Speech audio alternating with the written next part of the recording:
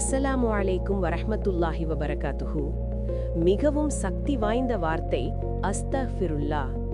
ஒரு உணர்ச்சி பூர்வமான மனதை தொடும் 5 நிமிட கதையை நான் உங்களுக்கு சொல்கிறேன். தலைப்பு: கண்ணீர் துளிகள் அஸ்தக்ஃபிருல்லா என்று கிசுகிசுக்கும்போது. ஒரு மனிதன் இருந்தான். அவனுடைய வலியை யாரும் அறியவில்லை. அவன் மக்கள் முன் புன்னகைத்தான். ஆனால் அவன் இதயம் அமைதியாக இரத்த கண்ணீர் வடித்தது. இரவில் உலகம் அமைதியான போது அவனது ஆன்மா கதறியது. வருத்தம் அவன் அருகில் அமர்ந்திருந்தது. குற்ற உணர்வு அவன் மார்பில் கனமாக அழுத்தியது.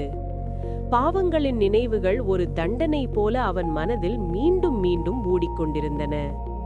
அவன் கூரையை அண்ணாந்து பார்த்து கிசுகிசுத்தான். யா அல்லாஹ், நான் வரம்பு மீறி விட்டேனா? கண்ணீர் அவன் பலையணையை நனைத்தது. ஆனால் வார்த்தைகள் வெளிவர மறுத்தன. ஒரு நாள் இரவு உடைந்தவனாகவும் சோர்ந்தவனாகவும் அவன் தரையில் சரிந்தான்.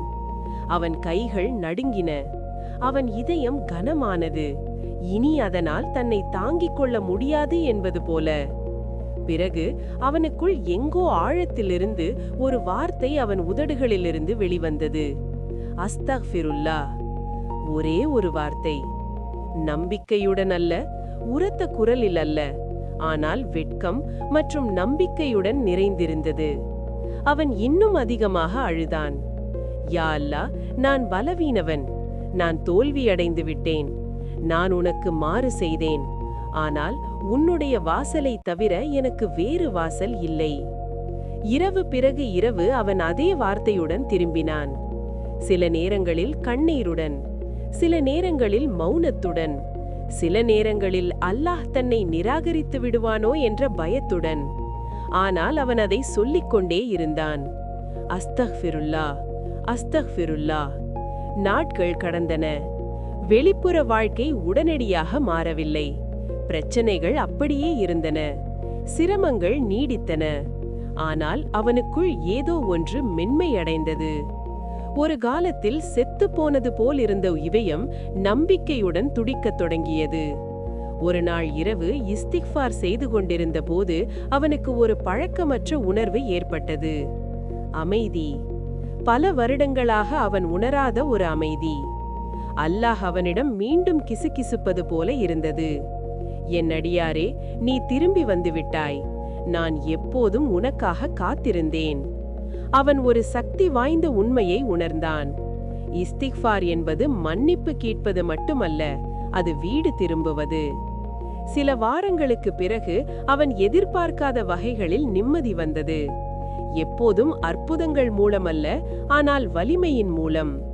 பாவத்தை எதிர்க்கும் வலிமை, பொறுமையாக இருக்கும் வலிமை, மீண்டும் அல்லாஹுவை நம்பும் வலிமை.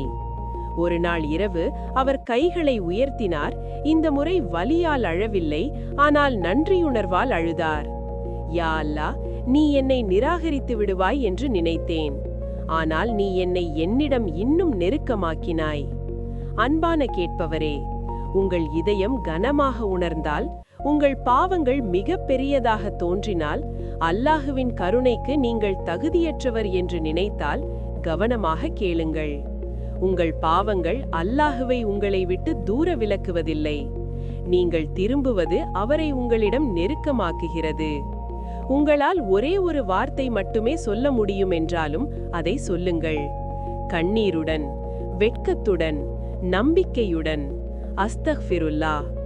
ஏனென்றால் அல்லாஹ் மன்னிப்பதில் எப்போதும் சோர்வடைவதில்லை.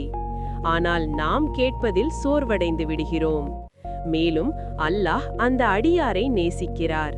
யார் மீண்டும் மீண்டும் வருகிறாரோ, மீண்டும் மீண்டும் மீண்டும். என் வீடியோவை பார்த்ததற்கு நன்றி. என் சேனலை லைக் செய்து சப்ஸ்கிரைப் செய்யுங்கள்.